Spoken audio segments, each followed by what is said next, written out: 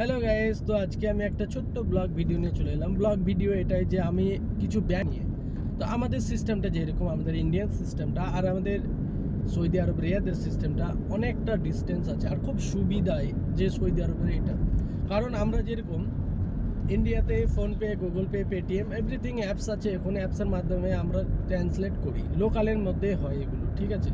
Others মানে আমাদের India ছাড়া অন্য কান্ট্রিতে যদি করতে চাই সেগুলো কিন্তু হয় না। কীরকম হয় না, যদি আমি আমি নাগরিক হই, তবে আমি যদি কোনো কান্ট্রি গেলাম তখনই আমার ফোনপে থেকে ফোনপেতে ট্রান্সফার হয়, তারপরেও ফোনপে কোনো জায়গায় চলে, কোনো জায়গায় চলে না।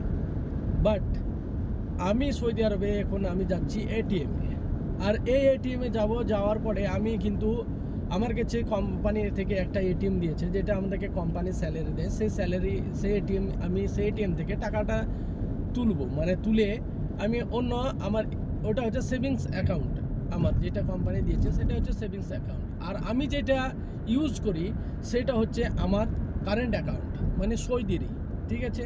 তো সৌদিরই কারেন্ট অ্যাকাউন্ট, ওইটা থেকে তুলে আমি এটাতে ডিপোজিট করব। তো ডিপোজিট তুলবো কীরকম ভাব, ডিপোজিট করবো কীরকম ভাব, ট্রান্সলেট করবো কীরকম ভাব, সেটা তোমাদেরকে আমি দেখাবো।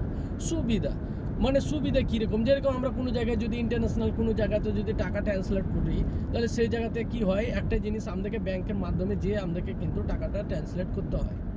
তো আমাদের এটা না, তুমি যে কোনো অ্যাপসের মাধ্যমে টাকা ট্রান্সলেট করতে পারো। কীরকম, যেরকম আমি আছি, মানে আমি এরিয়াতে আছি, মানে বাইরের কান্ট্রি আমার, ঠিক আছে। তো আমি এখান থেকে যে আমার স্যালারি পাই, যেটা আমি আমার অ্যাকাউন্টে ট্রান্সফার করি, সেটা কীরকমভাবে করি, কীরকম কত টাকা কাটে, কীরকমভাবে আমি আমার অ্যাকাউন্টে পাঠাই, সেটা তোমাদেরকে আমি দেখাতে চাইছি। কারণ কীরকম ভাব, যেমন আমি এখন যাব এটিএমে থেকে আমি কিন্তু আমার কোম্পানি যে সেভিংস অ্যাকাউন্ট আছে সেখান থেকে আমি কিন্তু টাকাটা তুলবো। ফার্স্ট আমি ওই এটিএম থেকে তুলে নেব, তোলার পরে আমার ইন্টারন্যাশনাল ব্যাঙ্ক অ্যাকাউন্ট আছে আরেকটা, সেই এটিএমটা আমি কিন্তু এটিএম থেকে তুলে ওই এটিএমে কিন্তু ডিপোজিট করব, ঠিক আছে। সেটা কেমন করে করবো, কী হবে কি না হবে সেগুলোকে তোমাদেরকে দেখাতে চাইছি, তখনই আমি পুরো ডিটেলসটা বলবো। তো চলো দেখতে থাকো, ভিডিওটা না কেটে পুরো ভিডিওটা দেখো।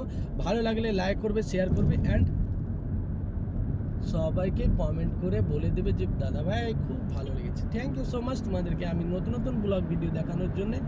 আর আমার ভিডিও অবশ্যই তোমরা দেখো, আমি যতটা পারবো ভালো ভালো ভিডিও বানিয়ে তোমাদেরকে দেখাবার চেষ্টা করবো। তো সবাইকে আমার থেকে tata, good bye, bye tata, good afternoon. এখন আমার এখানে বাজছে 3টে বাজলো, তার জন্য গুড আফটারনুন দিলাম। তো আবার যদি কিছুটা লেট হয়ে যেত তাহলে তোমাদেরকে গুড ইভিনিং দিতাম। তো চলো সবাই দেখতে থাকো ভিডিওটা, আমি তোমাদেরকে পুরো ভিডিও দেখাচ্ছি।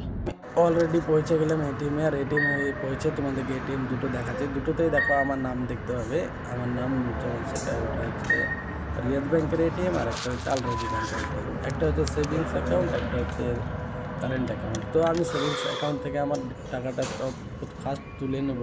তুলে নেওয়ার পরে আমি কিন্তু দেখো এখানে চয়েস করতে বলছে ইংলিশ অ্যান্ড আরবি। তো আমি ইংলিশটা চয়েস করে নিলাম। তারপরে আমি পাসওয়ার্ডটা দিচ্ছি, আমার যে এটিএমের পাসওয়ার্ডটা দেওয়ার পরে এখানে তোমার তুমি চেক করে নিতে পারো, আবার কিংবা আমি চেক করলাম না, কারণ আমি তো দেখেছি যে কত টাকা আছে। তো আমি টাকাটা তুলে নিচ্ছি, আমার টাকাটা যেটা আছে সেটা তুলে নিচ্ছি। আর তুলে নেওয়ার পরে আমি কিন্তু ওই এটিএমে আমি ডিপোজিট করব। আর ওই এটিএম থেকে ডিপোজিট করার পরে তারপরে তোমাদেরকে আমি ইন্ডিয়ান যখন আমি ট্রান্সলেট করবো তখন আমি দেখাবো। তো আমি এখান থেকে টাকাটা তুলে নিচ্ছি, আর তুলে নেওয়ার পরে এখানে কিন্তু আগে ফার্স্ট এটিএমটা আসবে, এটিএমটা কিন্তু নিয়ে নিতে হবে। আর এটিএমটা তুমি যদি রেখে দাও তাহলে এটিএমটা কিন্তু আবার ভিতরে ঢুকে যাবে। তো এটিএমটা আমি ফার্স্ট নিয়ে নিলাম, আর নেওয়ানোর পরে দেখো আমার টাকাটা এখান থেকে কিন্তু বেরিয়ে আসবে। তো টাকাটা দেখো টাকাটা বেরিয়ে চলে এলো। তো আমি এবার আল রাজি এটিএমটা ইউজ করবো, যেটা আমার কারেন্ট অ্যাকাউন্ট। তো এই অ্যাকাউন্টটা আমি এবার ইউজ করছি। দেখো আমি এটিএমটা যখন ঢুকাবো, এটিএমটা ঢুকিয়ে তারপরে আমি কিন্তু সোজা চলে যাব ডিপোজিটে। তো এখানে আবার বলছে ইংলিশ চয়েস করে নিলাম, ইংলিশে চয়েস করে নেওয়ার পরে আমি কিন্তু এখানে পাসওয়ার্ড দিচ্ছি, 4 সংখ্যার পাসওয়ার্ড। তো 4 সংখ্যার পাসওয়ার্ড আমি দেবে দেওয়ার পরে আমি কিন্তু এখানে আবার আমি ব্যালেন্সটা চেক করে নিচ্ছি যে আমার কত অলরেডি ছিল। আমার কিন্তু এই অ্যাকাউন্টে পয়সা ছিল না, কারণ আমি অলরেডি আগে বাড়ি পাঠিয়ে দিয়েছিলাম, আর অল্প স্বল্প পড়েছিল। তাই আমি ভাবলাম যে না, এটা দেখে নিয়ে একবার চেক আপ করে নিই, তাও চেক করে নিলাম। তো আমি ডাইরেক্টলি নিচে চলে গেলাম, দেখো ডিপোজিট আছে, ডিপোজিটে আমি কিন্তু ক্লিক করার পরে দেখো নিচে শাটারটা খুলে গেল, আর নিচে কিন্তু আমি টাকাটা কিন্তু ডিপোজিট করছি, কোনো ভিতরে ঢুকে যাবে, ঠিক আছে। আর এখানে তোমার একদম এখানে একটু ওয়েটিং করতে বলছে, কারণ এটা অ্যাকচুয়ালি হচ্ছে সার্ভিস হচ্ছে। তো আমি এখানে ওয়েট করলাম, তারপরে এখানে দেখো ডিপোজিট লেখা আছে, এখানে ডিপোজিটে ক্লিক করব। ডিপোজিটে ক্লিক করার পরে আমি কিন্তু এবার ওয়েট করছি যাতে ওইখানে প্লিজ ওয়েট লেখা আছে। তো ক্যামেরাটা আমি এক হাতে করছিলাম, এক হাতে পার্স ছিল, এক হাতে এটিএম ছিল, তার জন্য আমার ক্যামেরা ঠিকভাবে করতে পারিনি। তো আমার দেখো ডিপোজিট হয়ে গেছে, তো এখানে ইয়েস করতে বলছে, ইয়েস করে দিলাম।